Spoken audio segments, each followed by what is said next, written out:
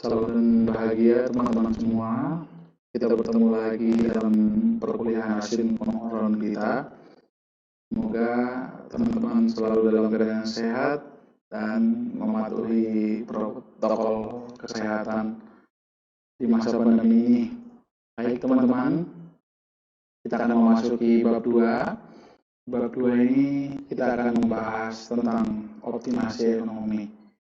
Kenapa kita perlu mempelajari optimasi ekonomi? Pada bab 1, kita sudah membicarakan bahwa perusahaan memiliki kendala atau keterbatasan. Apa itu? Keterbatasan dan kendala ini ada di sumber daya. Maka kita perlu melakukan optimasi agar sumber daya yang kita miliki ini dapat mendukung setiap kegiatan untuk mencapai laba. Nah, kita akan lihat apa saja pokok bahasan pada bab 2 ini. Yang pertama adalah bentuk-bentuk hubungan ekonomi, lalu hubungan total, rata-rata, dan marginal. Ini semua nanti terkait dengan nilai. Ada nilai total, ada nilai rata-rata, dan ada nilai marginal. Lalu nanti akan ada analisis optimalisasi atau optimasi gitu ya. Nanti ada turunan dan aturan turunan. Nanti ada optimasi dengan kalkulus, ada dengan multivariat, ada optimasi terkendala, dan peralatan baru manajemen. Nah, semua ini akan kita diskusikan di bab ini. Kita akan lanjut ke slide berikutnya. Bentuk-bentuk hubungan dalam ekonomi. Nah, selama 1 semester ini, teman-teman, nanti kita akan terbiasa bertemu dengan yang namanya persamaan, tabel, dan grafik. Semua yang ada di sini ini memiliki pengertian yang sama. Kenapa? Karena misalnya nih, persamaan ini bisa kita bentuk dalam bentuk tabel, bisa kita bentuk juga dalam bentuk grafik. Kenapa ini menjadi penting? Karena ketiga hal ini akan memberikan tampilan yang berbeda. Misal nih, kalau teman-teman melihat hanya TR sama dengan 100Q min 10Q kuadrat, maka ini akan sangat membingungkan. Namun ketika disajikan tabel, ada Q, ada total revenue. Maka pada saat penjualan atau Q-nya 0, maka total revenue-nya 0. Maka pada saat Q-nya 1, maka diperoleh total revenue-nya 90. Begitu seterusnya. Atau kita jauh lebih mudah melihat kalau misalnya itu dalam bentuk grafik. Mari kita lihat. Pada saat 0 ada di sini, lalu pada saat terjual 1 kira-kira 90, pada saat terjual 2 kira-kira 160 di sini. Lalu pada saat terjual 3 210, pada saat terjual 4 240, pada saat terjual 5 250,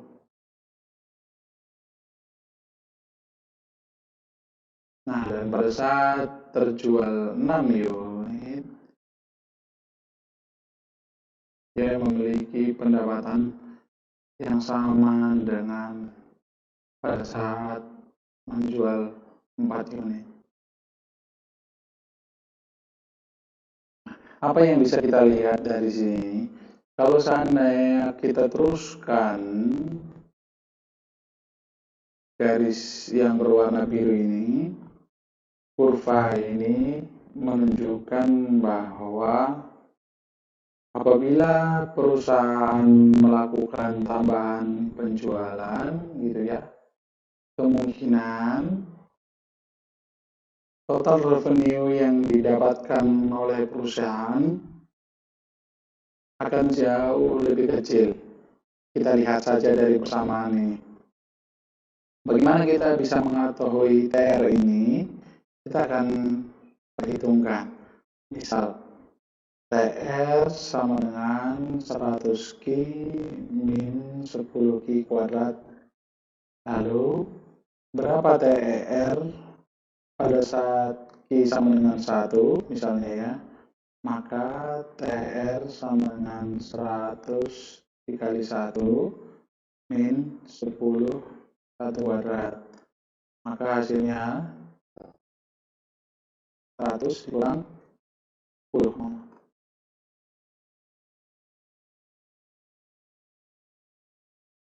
100 dikurang 10, maka hasilnya 90. Nah, ini sama ya teman-teman, maka kita convert ke tabel, maka pada saat 0 nilainya adalah 0, nilai TR-nya pada saat 1 adalah 90, maka kita coba pada saat penjualan 10, oh bukan, 7 saja ya. Berapa TR pada saat Q sama dengan 7? Oke, kita lihat. TR sama dengan 100 dikali 7 kurang 10 dikali 7 kuadrat. Oke.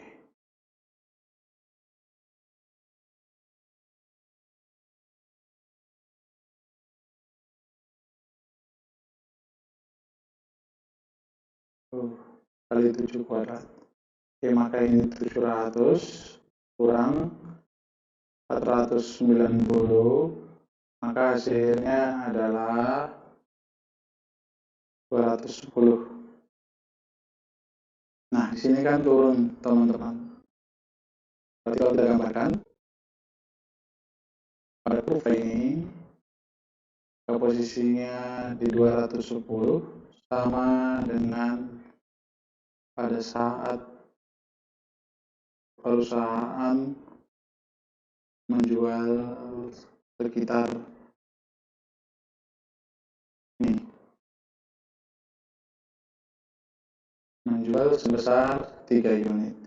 Maka kalau seandainya sama saja jumlah yang didapat pada saat menjual 3 unit dengan 7 unit, ngapain perusahaan harus berusaha untuk menjual sebanyak 7 unit? Maka mari kita lihat teman, kapan sih dia mencapai jumlah total revenue yang tertinggi? Nah, tertingginya ada di 250. Maka tidak cukup sampai di sana. Kira-kira berapa rata-rata penerimaan perusahaan yang tertinggi? Berapa nilai marginalnya? Maka kalau seandainya kita sudah bisa memahami ini, persamaan ini bisa kita convert atau kita konversikan menjadi tabel, bisa juga kita konversikan menjadi grafik, maka tiga hal ini akan memberikan informasi yang berbeda. Mana yang paling mudah dipahami? Yang paling mudah dipahami adalah lewat grafik biasanya, karena kita bisa melihat dan membandingkan. Dibandingkan kalau misalnya kita disajikan rumus ini saja, maka kita perlu untuk melihat atau memperhitungkan atau menghitung dulu gitu ya, berapa Q-nya, lalu berapa TR-nya.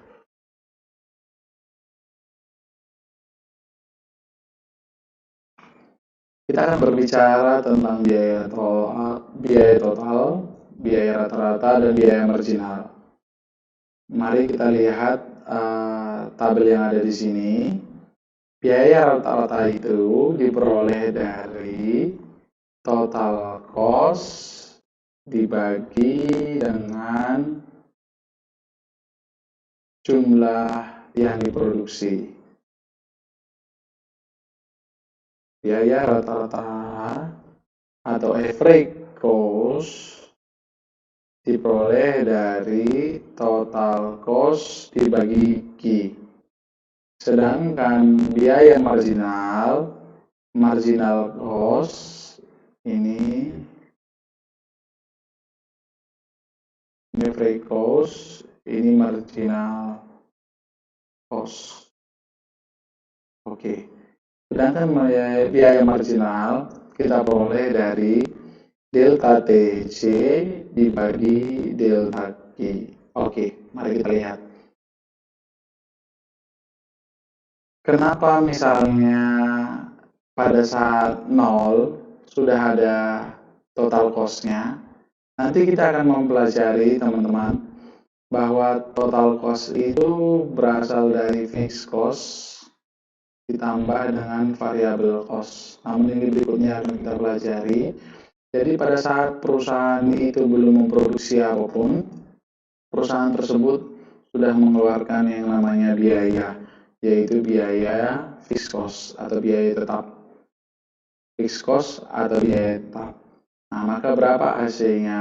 Average cost masih 0, marginal cost juga 0. Oke. Lalu, pada saat Q-nya sama dengan 1, maka total cost-nya adalah 140. Average cost-nya 140 dibagi 1, maka 140. Lalu marginal cost-nya dari mana nih? Selisih dari 0 ke 1 dan selisih 20 ke 140. Nah, maka didapat 120. Delta TC selisih 20 ke 140 berarti itu 120 gitu ya. 120 dibagi 1. Maka hasilnya adalah 120. Lalu kita lihat nih. Sekarang yang kedua. Total cost-nya adalah 160. Maka average cost-nya 160 dibagi 2, 80. Maka kita lihat berapa marginal cost-nya. Selisih 1 per 2 itu ada 1. Lalu selisih ke sini ada 20. Maka 20 dibagi 1 hasilnya adalah 20. Begitu juga yang ketiga, yang keempat, yang kelima. Nanti akan kelihatan semua teman-teman. Lihat ya. Pada saat ini misalnya, kenapa dari ini tidak beragam? Misalnya ini 20, lalu ke sini menjadi 60, yang ke sini menjadi 240. Kenapa misalnya terjadi ini? Pada saat perusahaan menambah jumlah outputnya, ibaratkan saja ini adalah jumlah produk yang dihasilkan. Pada saat dari 0 ke 1, perusahaan akan mengeluarkan total cost 140. Lalu pada saat yang kedua, 160. Pada saat 3 unit 180, maka pada saat 4 unit 240. Nah, mana sih yang sebenarnya akan kita pilih gitu ya? Apakah kita harus berproduksi di 3 unit saja, 4 unit, atau 5 unit? Ada beberapa ketentuan-ketentuan yang harus kita pelajari. Ketentuan ini berkaitan dengan pernyataan yang kurang lebih seperti ini teman-teman.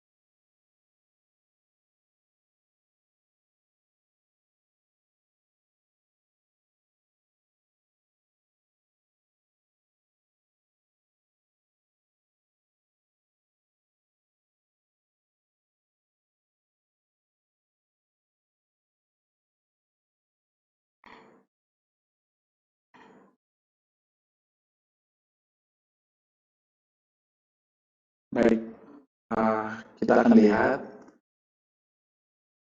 Ini adalah perhitungan biaya. Maka sebenarnya yang kita cari adalah biaya mana yang paling rendah untuk menghasilkan produk tertentu. Misal begini teman-teman ya. Oke. Tadi untuk menghasilkan 3 unit 180 dengan biaya rata-ratanya adalah 60 per unit. Nah, pada saat 4 unit menghasilkan 4 unit, total cost-nya adalah 240. Maka biaya yang dikeluarkan adalah 60. Sama nih. Maka baiknya kira-kira perusahaan memproduksi berapa unit? Nah, sepintas kita akan bisa melihat 4 unit. Kenapa tidak tiga unit saja? Kenapa tidak ya 5? Mari kita lihat nih. Ini bukan malah turun, tapi malah bertambah. Pertama dari 140 turun ke 80, turun ke 60, lalu malah naik. Berarti perusahaan tidak melakukan efisiensi pada saat memproduksi 5 unit. Nah, dilihat juga di sini teman. Biasanya untuk mencari biaya rata-rata ini, biaya rata-rata minimum tercapai apabila perusahaan tersebut mendapatkan nilai marginal cost-nya sama dengan biaya rata-ratanya. Ini, kapan sih perusahaan tersebut mendapatkan total biaya yang paling minimum? Maka pada saat nilai AC sama dengan nilai MC. Ini kuncinya nih teman-teman. Pada saat kapan perusahaan tersebut mendapatkan biaya rata-rata yang paling minimum? Pada saat MC sama dengan AC. Nah, berikutnya kita akan lihat di dalam grafik teman-teman atau kurva ya. Ibaratkan saja ini adalah kurva yang menyerupai seperti yang ada di sini tadi. Ada TC, ada AC, dan ada MC. Mari kita lihat. Nah, pada saat 0, ini sudah kira-kira 20 gitu ya. Ini 140, ini 120, 160,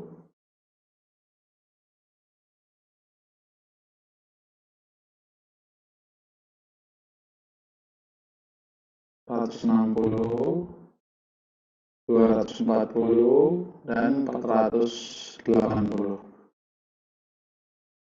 Ini hasilnya belum ya. Ini berarti 120, bukan berapa tadi? 140, 140, 80, 60, 60, dan tadi selanjutnya itu adalah 96. Kira-kira naik ke atas ya. Oke. Maka posisi mana sih sebenarnya perusahaan itu layak untuk berproduksi? Yaitu pada saat MC berpotongan dengan AC. Maka idealnya adalah berproduksi di range antara 3 unit atau 4 unit. Nah, kira-kira 3 unit atau 4 unit ini teman-teman. Oke, ini keliru.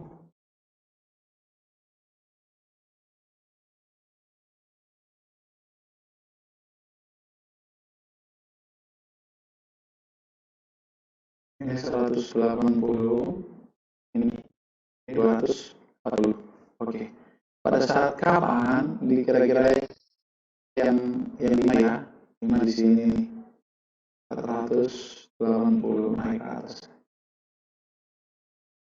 maka di sini 96. Maka pada saat kapan ini idealnya berproduksi dengan jumlah produksinya itu adalah 3 unit atau 4 unit. Karena jumlahnya yang sama, yaitu $60 per unit, maka sebaiknya perusahaan tersebut paling tidak harus berproduksi di 4 unit ini karena biayanya sama dengan 3 unit. Nah, ini teman-teman. Maka kalau kita lihat apa hubungannya antara tabel ini, di sini kita tadi sudah melihat bagaimana cara menghitung average cost, biaya rata-rata ataupun biaya marginal. Biaya rata-rata dihitung dari total cost dibagi Q atau jumlah barangnya yang diproduksi, dan biaya marginal atau marginal cost dihitung dari delta TC dibagi delta Q. Contohnya tadi ini, perubahan dari 2 ke 3 unit adalah 1 unit, sedangkan perubahan dari 160 ke 180 adalah 20, maka biaya marginalnya adalah 20. Begitu juga misalnya dari 3 ke 4 ada 1, 180 ke 240 ada 60, maka biaya marginalnya adalah 60. Oke. Kapan biaya rata-rata mencapai yang paling rendah? Paling rendah dicapai pada saat AC sama dengan MC. Nah, ini akan berlaku berbeda apabila kita berbicara tentang laba, teman-teman. Biaya, kita akan mencari biaya terendah untuk periode. Sedangkan kalau laba nanti, dia akan berbicara tentang pada saat berapa unit yang dijual sehingga mencapai laba rata-rata tertinggi. Nanti akan sama laba rata-rata atau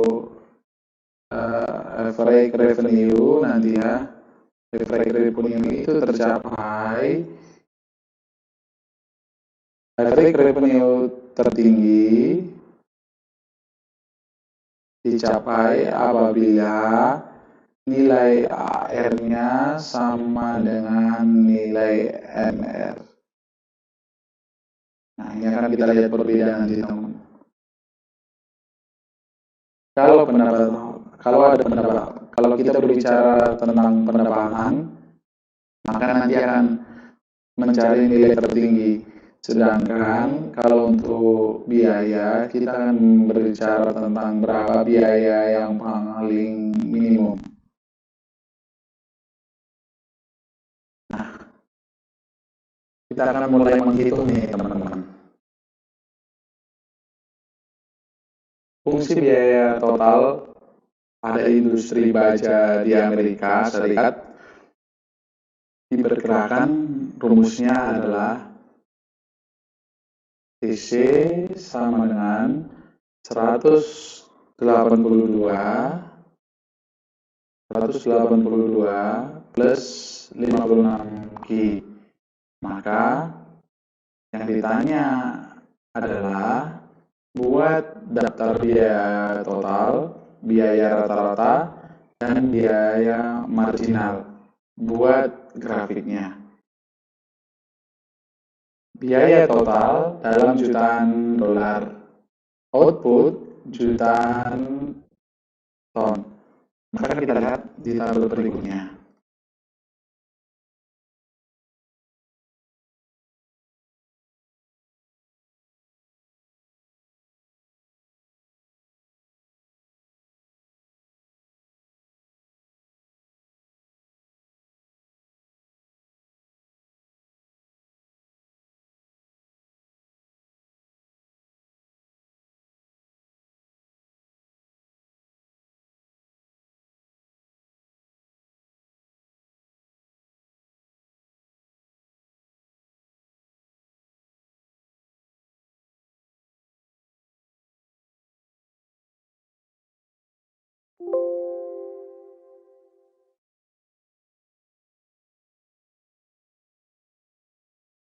Baik, kita akan mencoba mengaplikasikan perhitungan ini tadi, teman-teman, yang ada di slide sebelumnya.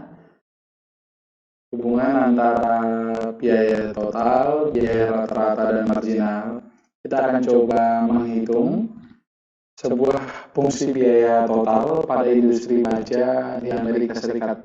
Diperkirakan bahwa total cost sama dengan 182 plus 56Q, di mana TC itu adalah biaya total dalam jutaan dolar dan output dalam jutaan ton.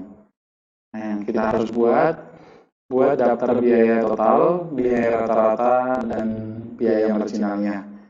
Lalu kita akan buat grafiknya juga. Oke.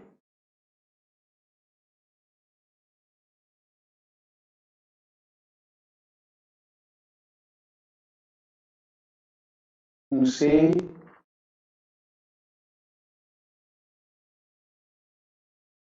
biaya perusahaan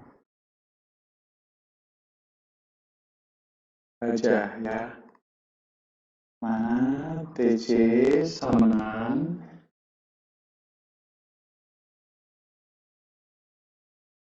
182 plus 56. Maka kita harus cari berapa TC, AC, dan MC. Baik, dengan persamaan yang kita miliki di sini tadi, TC sama dengan 182 plus 56Q, di mana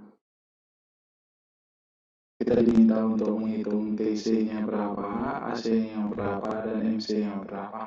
Nah, kita lihat dari persamaan ini memiliki biaya tetap atau fixed cost sebesar 182 dalam hitungan jutaan dolar ya tadi, dan biaya variabelnya adalah sebesar 56. Ini kita akan coba menghitung saja. Kita ibaratkan ini adalah perusahaan besar dari baja ya, maka semakin besar skala yang diproduksi, maka biasanya biayanya akan semakin murah. Kita akan contohkan menghitung TC-nya ini kita sekarang. Oke, kita akan start dari angka yang besar, misal Q-nya sama dengan 500. Oke, maka 182 plus 56 ini kita ganti menjadi 500, maka berapa TC-nya? Kita akan hitung 56 kali 500 ditambah 182, 28.182. Oke, kita hitung berikutnya adalah ini sama dengan 1.500. Bukan 1.000 dulu ya, 1.000 KTC sama dengan 182 plus 56 kali 1.000, maka hasilnya adalah 56.182. Ini sama dengan 1.500. KTC sama dengan 182 plus 56 kali 1.500 dengan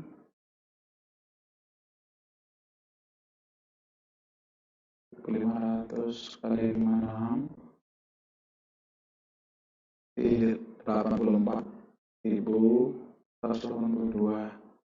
Lalu berikutnya kita coba saja Q-nya ke 3.000, K 182 plus 56 dikali 3.000,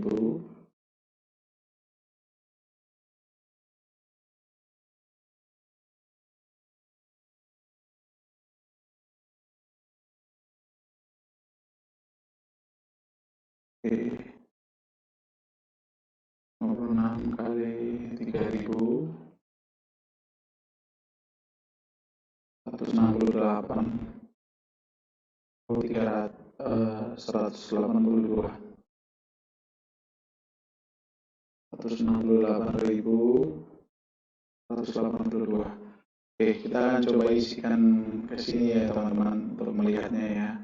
Pada saat I sama dengan 0, maka TC-nya itu adalah 182. Tahunya dari mana nih? Dari sini nih tadi. Pada saat I sama dengan 0, maka TC sama dengan 182 plus 56 kali 0. Hasilnya adalah 182.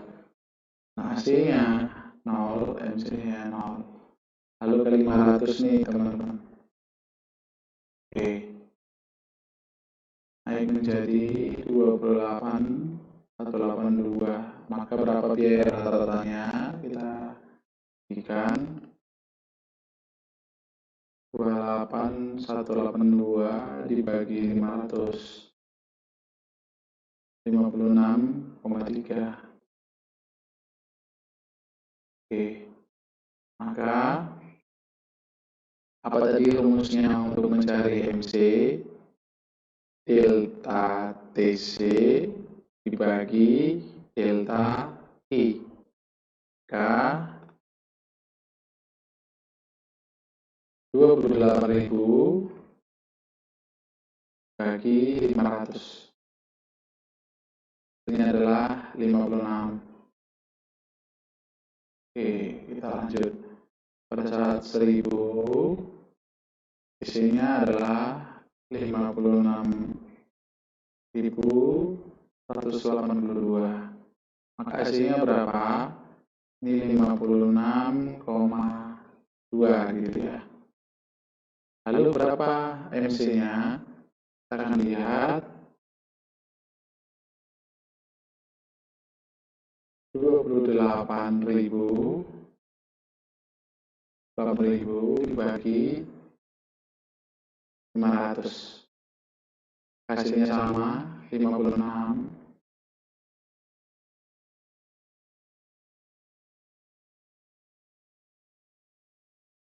Oke. Kita masuk ke 1500.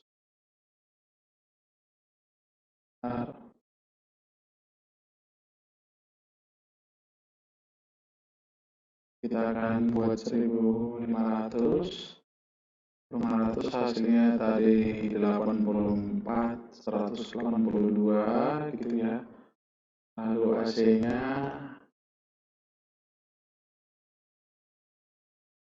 182 dibagi 500, 56,1. Maka kita akan hitung selisihnya ini dulu. 84, 182 dikurang 5. Bagaimana untuk proses memaksimumkan keuntungan? Kita akan lihat. Di sini sekarang kita sudah memiliki komponen yang berbeda. Ada Q, ada TR, ada TC, ada profit. Yang pertama adalah Q, kita lihat. Q dari 0 sampai 5. TR tergantung dari Q-nya. Misal nih, pada saat penjualannya 0, maka pendapatannya 0. Ketika ada 1, 90. Ketika 2, 160. Ketika 3, 210. Ketika 4, 240. Ketika 5, 250. Maka ini ada biayanya teman-teman, total cost. Maka TR sama dengan TR dikurang TC, hasilnya adalah laba. Biaya tetapnya adalah 20.000. Pada saat penjualan 0, pendapatan 0, maka otomatis minus 20 karena biaya tetapnya sebesar 20. Lalu pada saat penjualan 1, biaya yang dikeluarkan untuk menghasilkan 1 unit 140, maka akan mendapatkan profit minus 50. Kenapa? Karena kalau dijual hanya 1 unit saja, maka perusahaan tersebut hanya mendapatkan 90. Lalu ketika Q-nya sama dengan 2, maka TR-nya itu 160, total cost-nya 160, maka bisa disebut ini kondisi BEP, break even point, atau titik impas gitu ya. Lalu pada saat menjual 3, perusahaan mampu menghasilkan laba sebesar 30. Namun, pada saat menjual 4, ternyata perusahaan malah mendapatkan profitnya 0, sama seperti posisi pada saat menjual 2 unit. Kenapa? Kita lihat nih, ini kan naik terus sebenarnya ya, naik nih. Namun kenapa profitnya ini bisa minus? Pertama, perusahaan memang melakukan kenaikan penjualan, namun tidak mampu melakukan efisiensi biaya. Lihat nih, dari sini 120, mungkin ini adalah biaya variabelnya, lalu naik 20, lalu naik 20, namun setelah dari 3 menjadi 4 unit, malah tidak melakukan efisiensi, namun naik 60 biayanya, sehingga mengakibatkan perusahaan tidak mampu mencetakkan laba. Bahkan ketika memproduksi 5, terjadi kenaikan nih sebesar 240. Nah, berarti ini kan sejalan seperti yang kita pelajari di depan tadi nih. Kondisi ini tadi nih, sama nih. Ya, sama jumlahnya. Oke. Berarti pada saat kapan seharusnya perusahaan tersebut menjual produknya? Yaitu hanya sebesar 3 unit ini saja. Mendekati apa yang kita diskusikan tadi, perusahaan sebaiknya memproduksi di kisaran 3 atau 4 unit. Nah, kita bandingkan. Di sini kan sudah ada pendapatan nih. Ternyata tim penjualnya tidak mampu menjual lebih pada saat 4 unit. Tadi kan kita bisa bilang produksinya boleh di 3 atau 4. Kenapa? Karena dari biaya ini per unitnya sama-sama 60. Namun ternyata menjualnya ini di sini 70, di sini 60. Nah, perusahaan ternyata tidak mampu menjual 4 unit dengan harga yang sama, yaitu 70, namun malah turun jadi 60. Sehingga labanya hanya mampu balik modal saja. Berikutnya nih, ke sini malah jauh lebih murah lagi, hanya 50 saja. Maka pada saat kapan berproduksi, tadi kita ada pilihan dengan biaya yang sama, boleh berproduksi pada saat 3 unit atau 4 unit. Namun setelah dilihat berapa total revenue-nya, ternyata perusahaan hanya mampu menghasilkan untung pada saat memproduksi 3 unit dan menjual 3 unit saja. Oke, kita lihat grafiknya.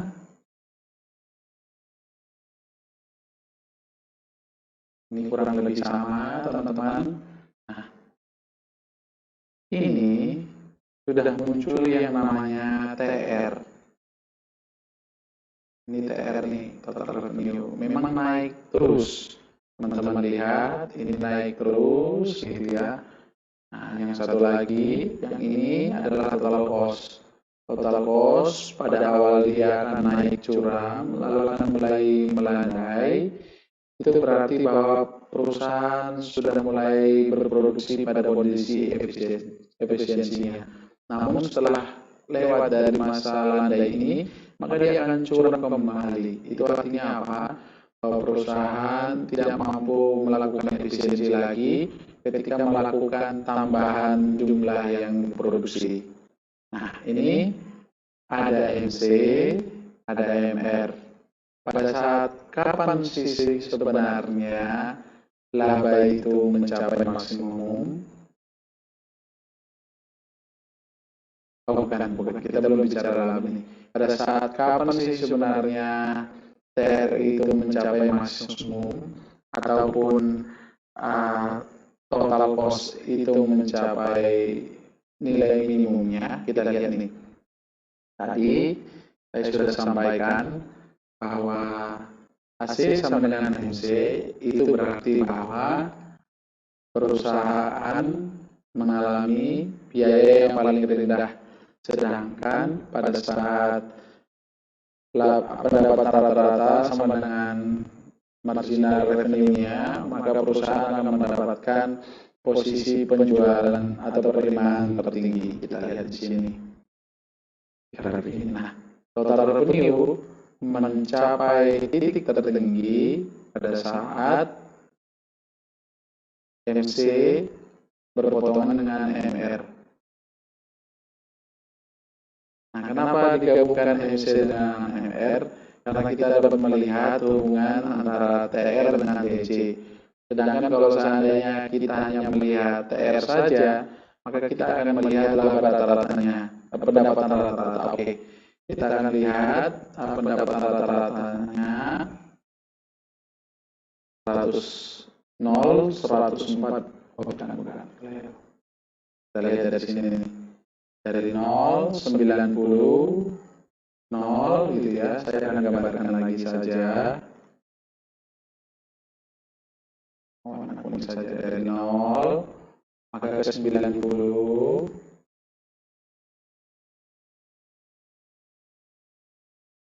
90 gitu. Lalu ke 80, ini malah turun gitu ya. 80, ini tidak kelihatan, saya ganti dulu aja. Ini saja nih. 0 ke 90, turun ke 80 gitu. Lalu ke 70, 10,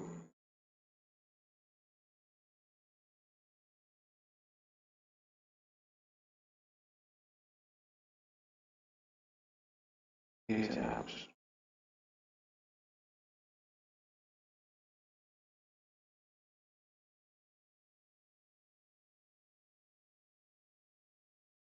Oke, dari 90, 80,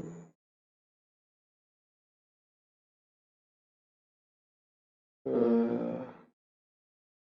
10, lalu ke 60, lalu ke 50.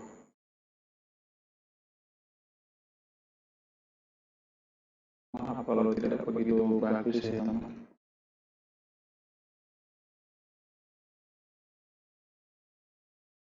Oke, kita coba lagi.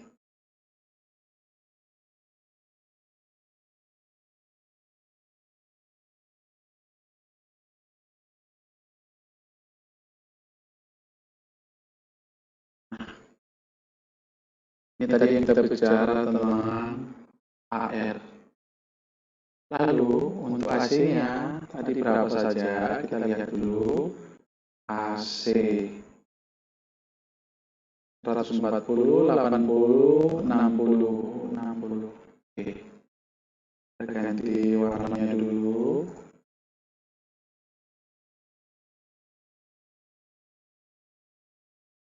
Ratus 140. Kira-kira di sini ya.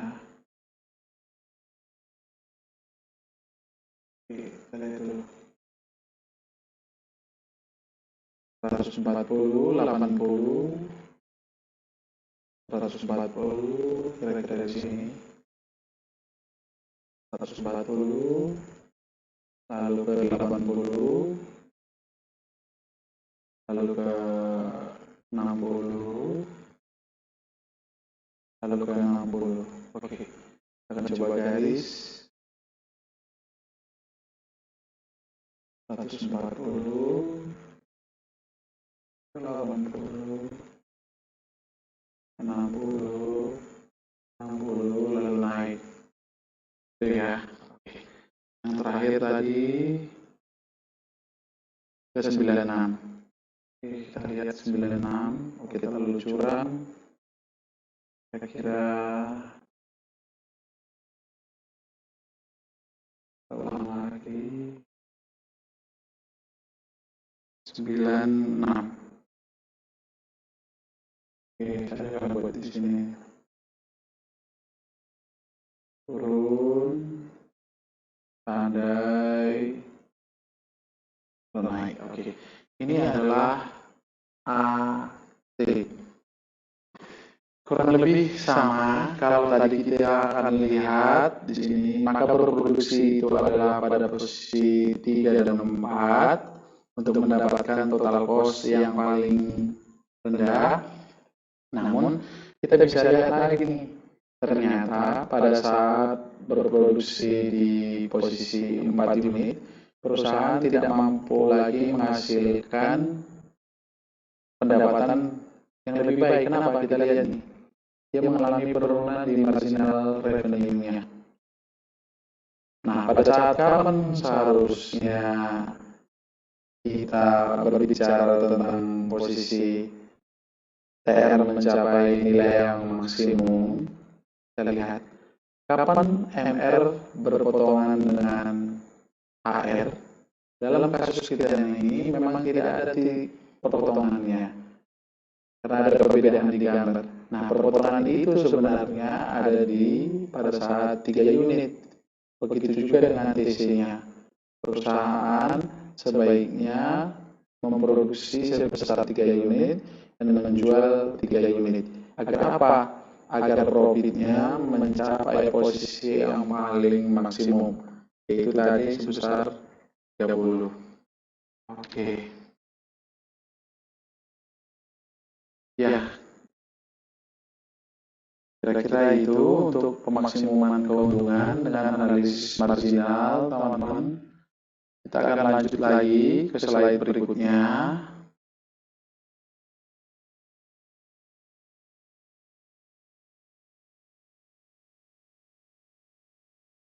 Setelah kita tadi mempelajari tentang nilai total, nilai rata-rata, dan nilai marginal, sekarang kita akan melihat konsep turunan. Konsep turunan ini kita akan gunakan untuk apa? Untuk melihat nantinya nilai maksimum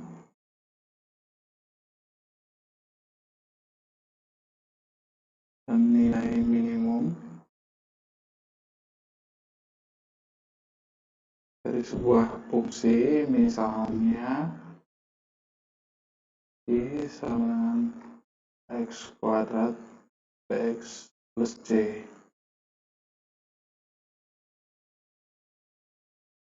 Oke, kita akan lihat di slide berikutnya.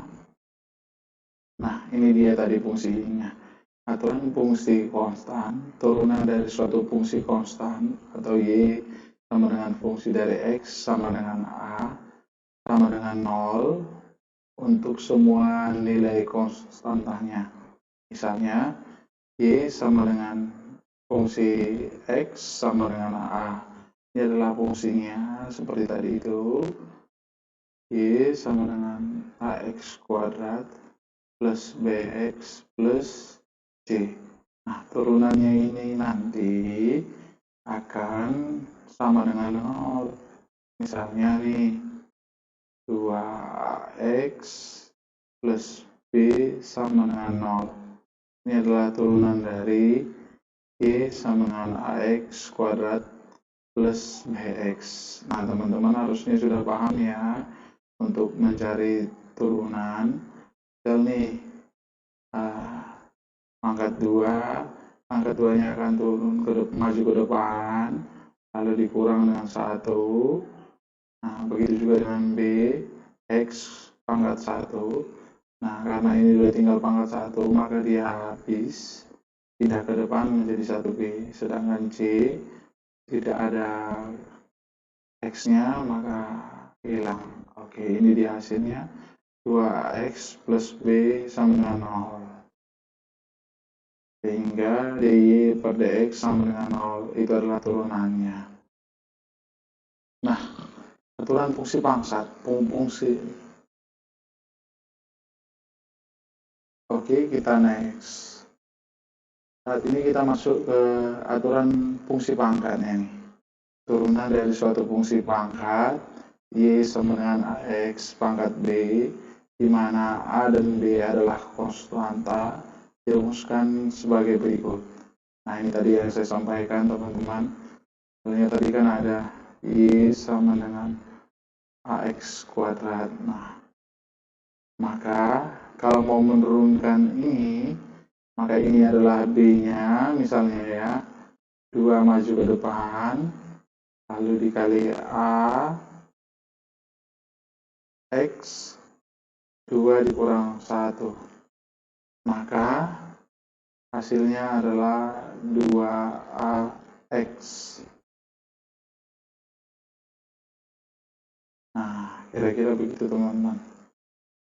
Maka dy per dx sama dengan b dikali a x b min 1. Oke, kita ke slide berikutnya. Saat ini masuk ke aturan penjumlahan ataupun pengurangan. Turunan dari fungsi penjumlahan atau pengurangan dari dua fungsi u dan fungsi v dirumuskan sebagai berikut. Misal, ini adalah fungsi u dan ini adalah fungsi v. Nah, kalau digabungkan maka y sama dengan u boleh positif maupun negatif, atau penjumlahan maupun pengurangan dikurang v.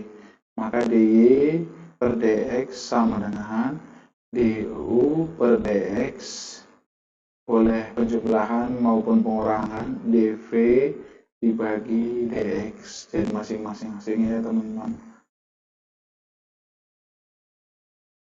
Nah, untuk fungsi perkalian. Fungsi perkalian, turunan dari perkalian dua fungsi u dan v dirumuskan sebagai berikut. U sama dengan fungsi q dari x, v sama dengan fungsi h dari x, y sama dengan u dikali v. Maka untuk mencari turunannya ini tadi, diperoleh dy per dx u dv dibagi dx plus v du dibagi dx. Nah, ini fungsi perkaliannya tadi teman-teman. Dia akan dikalikan 1 dengan fungsi dv, dan v ini dikalikan dengan fungsi du-nya. Oke. Nah, untuk fungsi rasio, turunan dari dua fungsi rasio u dan v dirumuskan sebagai ini pembagian nih teman-teman. U sama dengan fungsi G dari X, V sama dengan H fungsi X, gitu ya. Maka Y sama dengan U dibagi V. Untuk mencarinya, dy per dx sama dengan V dikali du per dx dikurang U dikali dv per dx dibagikan dengan V kuadrat. Nah, ini turunan dari Y sama dengan U dibagi V. Sedangkan untuk fungsi berantai merupakan fungsi dari X dirumuskan sebagai berikut.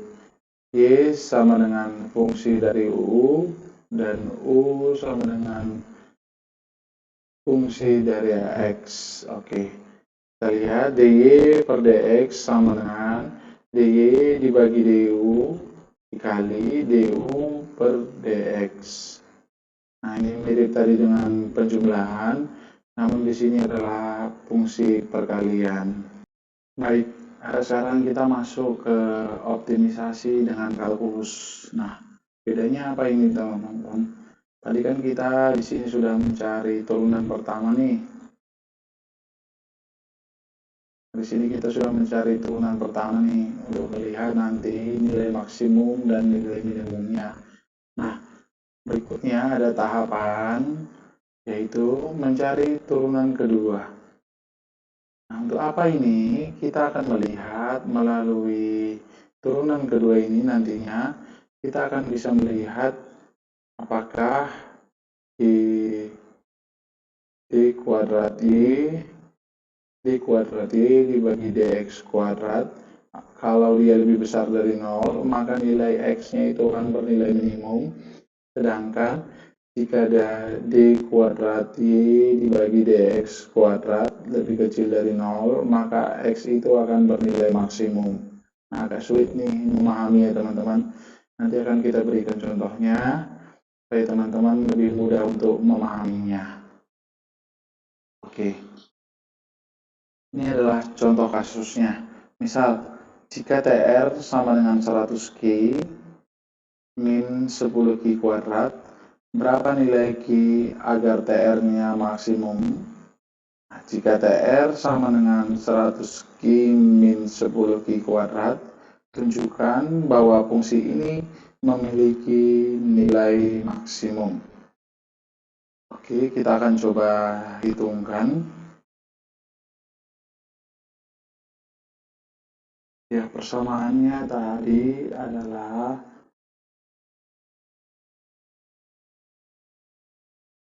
TR sama dengan 100Q min 10Q kuadrat. Maka apa syaratnya nih? Agar TR-nya maksimum, maka turunan pertama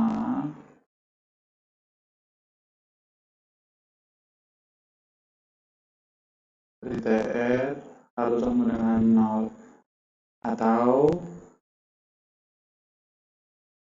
biasanya dibilang ini ya teman-teman, TR turunan pertama dari TR sama dengan MR sama dengan 0. Turunan pertama dari total revenue sama itu dengan artinya marginal revenue. Baik, kita tadi punya persamaan TR sama dengan 100Q min 10Q kuadrat. Nah, TR maksimum, maka turunan pertama dari TR itu harus sama dengan 0. Nah, kita lihat TR aksen itu sama dengan marginal revenue. Nah, itu harus sama dengan 0. Maka pertama kita harus turunkan dulu persamaan kita ini. TR aksen atau sama dengan MR. Nah, kita turunkan 100 min 2 dikali 10I. Oke, maka 100 min 20I. MR itu sama dengan 100 min 20Q. Agar TR-nya maksimum, maka harus sama dengan 0. MR sama dengan 0. 0 sama dengan 100 min 20Q. Atau 100 min 20Q sama dengan 0. Maka kalau kita turunkan gitu lagi ya untuk mendapat Q-nya berapa, 20Q sama dengan 100. Maka Q sama dengan 100 dibagi 20, Q sama dengan 5. Nah, kita akan buktikan apakah Q ini merupakan nilai maksimumnya. Pertama kita akan masukkan dulu ke rumus TR-nya. Q sama dengan 5. TR sama dengan 100Q min 10Q kuadrat. Sama dengan 100 dikali 5 min 10 dikali 5 kuadrat. 500 min 250, maka TR-nya adalah 250. Oke, kita akan tes. Pada saat Q sama dengan 4, maka TR sama dengan 100Q min 10Q kuadrat. 100 dikali 4 min 10 dikali 4 kuadrat. 400 dikurang 160, maka hasilnya adalah 240. Nah, ini rendah ya teman-teman TR-nya. Atau kita cek lagi nih, I sama dengan 6, TR sama dengan 100 Q min 10 Q kuadrat sama dengan 100 dikali 6 min 10 dikali 6 kuadrat. 600 dikurang 240 atau 360, maka TR-nya sama dengan 240. Nah, teman-teman bisa lihat bahwa nilai maksimum dari TR ini diperoleh pada saat Q-nya sama dengan 5. Nah, ini adalah fungsi turunan pertama yang sangat sederhana, teman-teman, karena kita belum membutuhkan menggunakan rumus ABC untuk mencari Q-nya. Sehingga kita bisa buktikan secara langsung juga bahwa pada saat Q sama dengan 5, total revenue-nya mencapai nilai maksimum yaitu sebesar 250. Oke.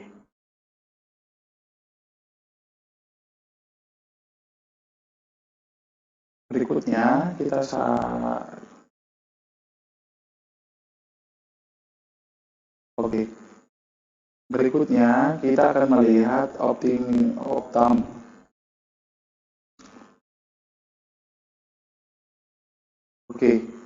Berikutnya kita akan melihat optimalisasi multivariat. Nah, apa perbedaannya dengan persamaan tadi? Nah, dalam multivariat ini nanti kita akan melihat ada beberapa konstanta yang berbeda, teman-teman. Nah, contohnya di sini fungsi labanya. Untuk menentukan fungsi labanya terdiri dari dua produk yang akan menentukan laba perusahaan. Ibaratkan saja bahwa ada produk X dan produk Y yang harus dijual oleh perusahaan sehingga perusahaan memiliki laba maksimum. V sama dengan 80X min 2X kuadrat min XY min 3Y kuadrat plus 100Y. Maka bagaimana cara mencari turunannya? Mencari turunannya nantinya akan menggunakan turunan yang parsial. Yang pertama adalah untuk produk Y-nya, dan nanti yang kedua adalah produk X-nya. Nah, kira-kira bagaimana mengerjakannya? Nanti turunan pertama dari laba itu akan dilihat, turunan pertama dari laba untuk produk X, maka DV dibagi DX sama dengan 80 min 4X min Y. Dan turunan parsial terhadap produk Y-nya DV dibagi DY. Atau D ini bisa dibaca dengan delta. Delta V dibagi delta X. Delta V dibagi delta Y. Ada yang istilahnya optimalisasi terkendala. Nah, biasanya ada keterkendalaan dalam dua hal. Misal, terkendala modal, sehingga kita bisa memaksimalkan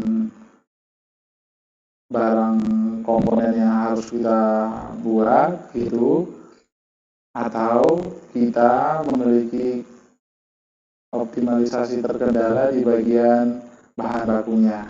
Nah, nanti masing-masing akan ada yang kita lihat, misalnya memaksimumkan labanya, memaksimumkan output produknya dengan sejumlah bahan yang tersedia, atau bagaimana caranya meminimumkan biaya untuk menghasilkan sejumlah produk tertentu. Nah, bagaimana caranya? Yang pertama nanti teknik substitusi, ada teknik adisi, ada yang disebut sebagai pengganda Lengring nanti ya. Nah, pengganda Lengring ini nanti akan saya contohkan juga dalam pertemuan langsung kita. supaya teman-teman bisa melihat proses perhitungannya. Nah, ada juga melalui programming menggunakan aplikasi gitu ya, baik menggunakan regresi linier maupun non-linier. Ya, kita dapat berbicara tentang instrumen baru manajemen. Artinya apa nih teman-teman? Ada beberapa hal yang bisa digunakan untuk melakukan optimasi dalam ekonomi. Contohnya, perbandingan benchmarking. Kita akan melakukan perbandingan antara satu perusahaan dengan perusahaan lain. Tujuannya untuk apa? Untuk membantu mengoptimalkan perusahaan kita dengan membandingkan apa yang dilakukan oleh perusahaan lain. Lalu manajemen untuk total quality management, artinya perusahaan berusaha untuk menjaga mutu secara total dalam semua proses produksinya. Tujuannya untuk apa? Untuk optimalkan proses produksi tadi. Contohnya nih, bagaimana supaya agar efektif dan efisien dalam proses pembuatan produknya gitu, atau merekayasa ulang sistem produksinya. Tujuannya untuk apa? Untuk melakukan efisiensi juga, untuk melihat lebih jauh apakah ada tindakan-tindakan yang dilakukan oleh perusahaan yang sebenarnya itu dapat merugikan perusahaan atau menambah biaya produksinya gitu.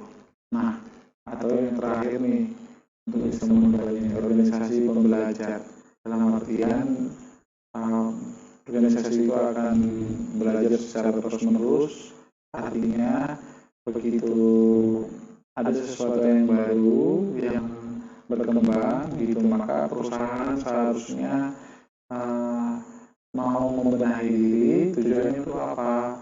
Ya tetap bagaimana caranya agar perusahaan dapat efisien dan terus berusaha untuk meningkatkan labanya melalui penghematan ataupun penggunaan sistem yang terbaru, sehingga perusahaan lebih mudah untuk mencapai tujuannya.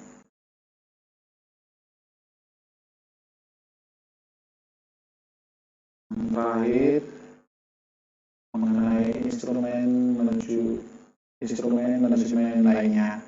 Nah, ada nih perluasan pembatasan. Artinya apa? Kalau dulunya ada batasan-batasan tertentu yang dibuat oleh perusahaan dalam proses bisnisnya, maka perusahaan akan memberikan keleluasaan lebih, maksudnya tidak membatasi yang selama ini membuat perusahaan tersebut tidak mampu untuk melakukan efisiensi atau melakukan optimalisasi di perusahaannya, atau model bisnis langsung.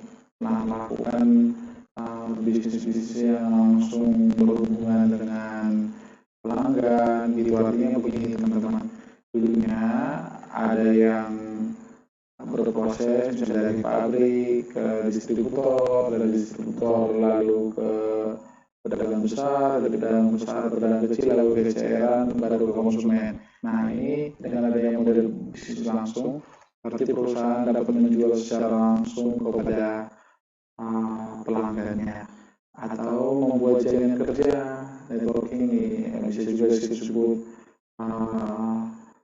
tahapan-tahapan tadi.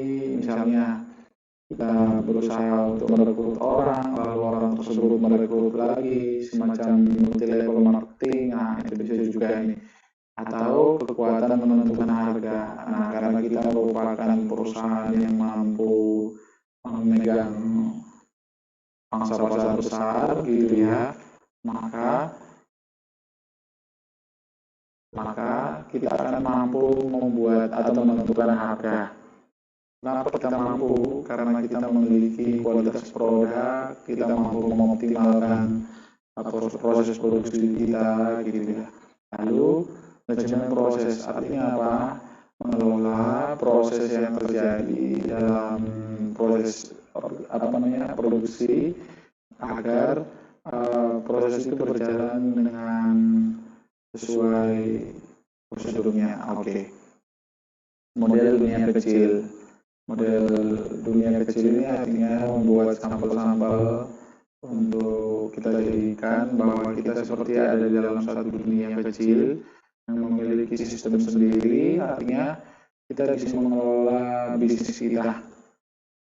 Kita memiliki bahan baku, kita punya tim untuk memproduksi, kita punya tim pemasaran, kita punya tim distribusi, dan kita juga punya tim untuk bertemu langsung dengan konsumen. Lalu integrasi virtual artinya kita tidak perlu lagi membatasi satu pabrik dengan pabrik yang lain, gitu ya. Ini sudah bisa kita lakukan integrasi secara virtual. Lalu manajemen virtual, kita juga dalam proses berjalannya waktu, kita tidak perlu mengontrol penuh, namun bisa secara virtual dalam mengelola perusahaan. Mungkin itu yang bisa saya sampaikan dari bab 2 ini. Nanti kita akan diskusikan bersama lagi, teman-teman. Kira-kira apa yang teman-teman tanyakan boleh, silakan ditanyakan. Atau apabila ada yang masih kurang jelas, silakan minta dijelaskan kembali agar kita dapat memahami secara bersama-sama. Oke, sampai ketemu di perkuliahan sinkron kita. Salam dan bahagia.